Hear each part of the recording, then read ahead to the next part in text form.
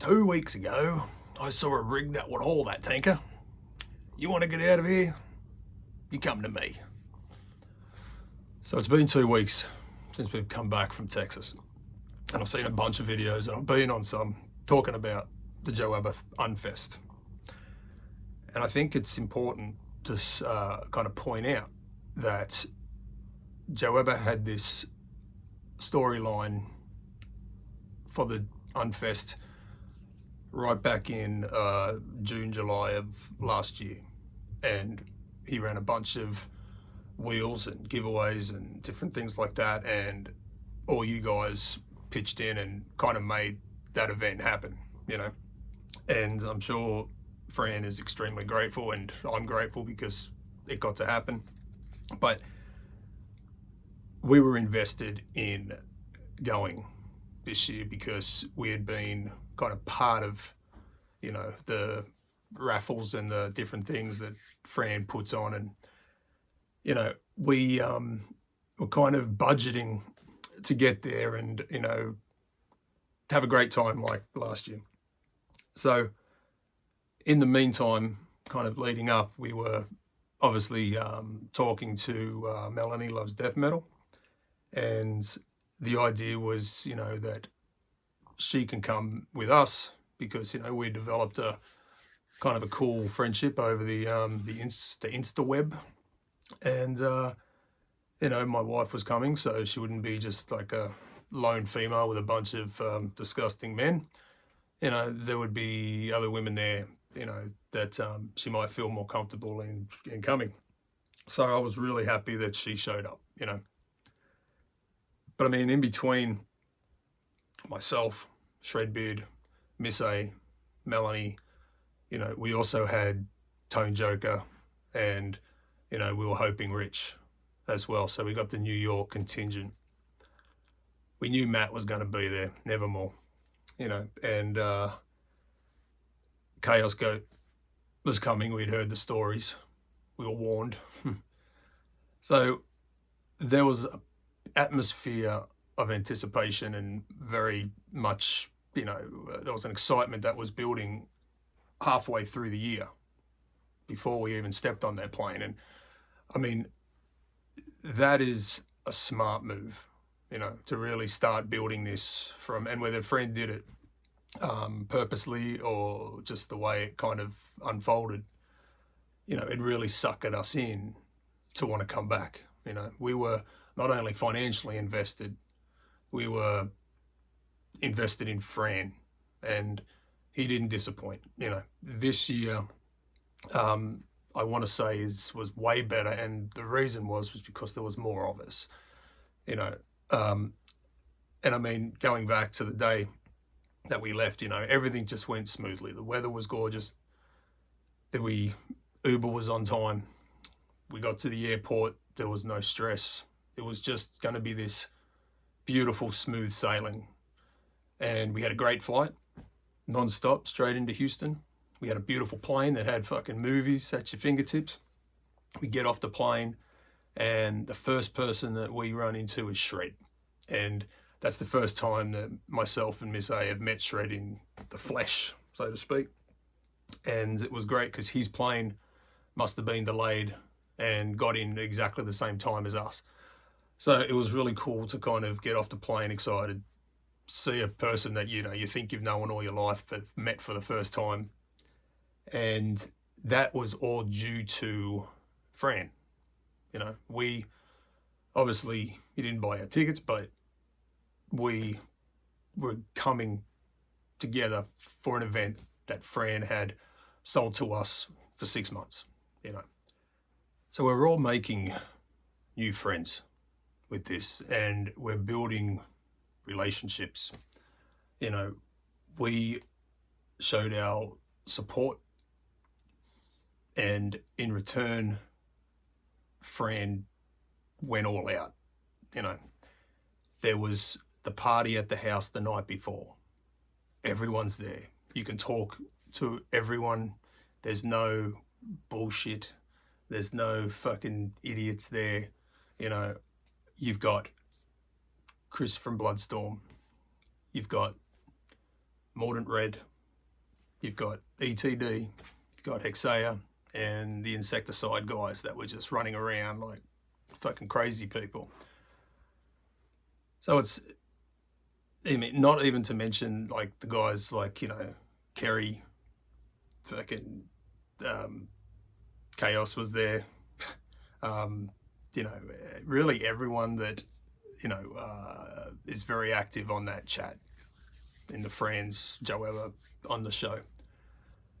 So you kind of felt like you knew everyone before you got to meet everyone. And that's one of those things where you can just slide into this thing. There's no pressure. There's no anxiety of, you know, being anything or doing anything. It's just you show up, you know, and you come as you are. And there's this cool, very low key party. JD was cooking, very, very much a relaxed atmosphere. The house was really nice. And you get to hear some cool stories, some which I'm sure Fran has told in the past, some that you'll never ever hear because they're definitely not making YouTube, but this is what you get when you show up. It is really just, you become part of the show. And I'm not talking about Joaba'S, I'm talking about the show that was at, you know, Ojimon. You really become kind of one with it. And I'm sure Fran has said it in the past, it doesn't really matter who's playing, all right? It's a party atmosphere. And I would encourage you, if you didn't come this year, please really make an effort to show up next year, because, you know, you're not only supporting a guy that really does a lot for the, you know, the underground, but for him to throw a party once a year and invite these people that he doesn't know personally to it and have them come to a house party and just kind of be there. I mean, that's a fucking big, that's a big movement of people, and put on something that people won't be just disappointed with, because that's not, you know, you want to have everyone come back. You want to have this fucking place go, you know, have everyone happy. And that's something where you don't always get that going to a fucking festival that, you know, 4 people at. We were lucky enough when we were there to have like a awesome tour around for a day with Revik. You know, there were some funny stories that happened with that. You know, you've got Fraser, you've got Shred, Tone Joker, Matt, all of us kind of in 2 cars, just zigzagging across Houston, going to different places to eat, drink, and spend money on fucking records and shit. I mean, what better day could be asked for, right? So, I mean, even after that, we go back to the motel and there's a bar. It just continues. It just keeps on rolling, and it's all part of being at that show. Nothing to do with the show, nothing to do with Fran, but it's just part of coming to Texas and, you know, supporting what Fran does. The show itself goes off without a hitch. At the start, you've got this metal market that's running. You know, you got Aaron from Goat Throne is there. You got the NWN guys over there. You've got all these different vendors that are just selling really cool stuff. It's not really a lot of people selling exactly the same things. You know, it's a metalhead's wet dream to kind of show up to one of those things. And then you've got Chris from Bloodstorm in full fucking headdress, talking to everyone and anyone who comes up. Like, really friendly dude. Be ready to fucking talk metal and a lot of it, but as a human being, very genuine, very very friendly. And the show itself, look, you know, whether you like the bands or you don't like the bands, it means fucking nothing. It's just, of course all these bands are going to be good. They're all kind of different. You know, you've got a goth band, you've got a fucking black metal band, you've got a grind, you've got a thrash band, you got, like, you know, you've got all this fucking shit going on. Everyone's going to be happy. But I mean, if I had to go out and say, look, you got not a big goth guy, right? But Luke Juarez show was fucking great. Revic never disappoints, right? And you got to see the fucking the Glory Hole Godfather debut show. I mean, this poor fucking 80-year-old guy that's been thrust on to the Mordant Red stage where it's chaotic, you know. And then you've got ETD who are just fucking, the level of musicianship in a band, in that band, is like off the chain. Like, you just kind of are mesmerized with how tight, how fast. And I mean, I even got a song dedicated to me because I was 8 foot tall apparently on that night. So thank you, Fran, for making me self-conscious.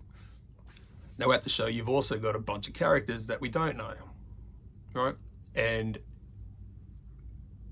very weird, creepy. I don't know why they're even there, but they're walking around and they're making people, I guess, kind of feel creepy and uncomfortable. But Andy Jones, who noticed this very quickly, jumps to the rescue of everyone that seems to be pinned down by these crazy fucking Texans, and you know, gets him out of all these awkward situations. So Andy's kind of the fucking the silent hero of the show.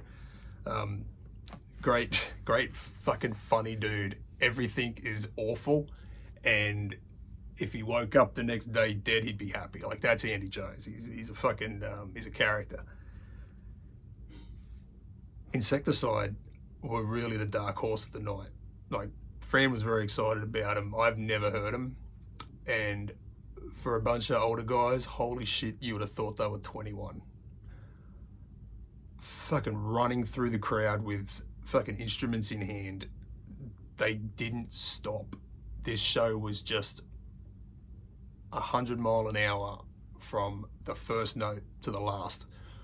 And, you know, if you think you're too old, go and have a look at fucking Insecticide play, because that will definitely change your mind. I mean, these guys got to be fucking vampires, because the energy level was just crazy, absolute craziness. Show goes off without a hitch. Everyone's fucking happy. Everyone's hugging, high-fiving, talking about next year. I, of course, leave my credit card at the bar because I'm still fucking sick, right? I'm still sick now, believe it or not. So thank God Fran was there. Fran picks up my card. I mean, you couldn't, it's one of those things where when something goes wrong, it's fixed, you know, and you know, there's so many people there that they can just, you know, lend a hand, and good old Fran came to the rescue right at the end and not only provided us with a great weekend, tons of stories and a lot more friends, saved my fucking financials. So fucking A, Fran, thank you. Are we going to go back next year? Fucking A. We're going to go back every year that Fran puts it on.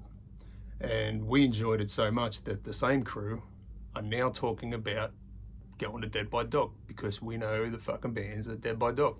ETD, Mordant Red, Asheron. Like, we're just going to go back and continue the party. So if you haven't thought about going to Dead by Dog, please, if you're in the Joaba'S, please consider it. It's might be closer to you than Texas, but if Dead by Dog does not interest you and Fran puts this on next year, do yourself a favor, save your cookies, sell off a bunch of shit you don't fucking need, get in contact with all those that are going, find out what they're doing, and go. I implore you, it'll be the best decision that you will make for that year. And yeah, we got bills, and yes, we have to pay them, but those bills will still be there when you get back. Trust me, they ain't forgetting you. So you can forget them for 48 hours and come to this show. So Fran, if you're watching, it was the funnest time. It was as expected. Next year, if I had to give anything as far as what I would do differently, it would be to live stream it. It would be to get someone down there with a vulgar display of gaming or someone with a good setup. I'm sure fucking probably JD can figure it out too. And live stream it on your channel for everyone that just can't come. Let them enjoy the show too. And then they can get some FOMO and see what they're missing out on. But look, thank you for everyone that did come. Thank you to the new friends that we all made. And fucking thank you, Fran. We all had a great time, and thanks to you and the community, you know, we all made lifelong friends. So cheers.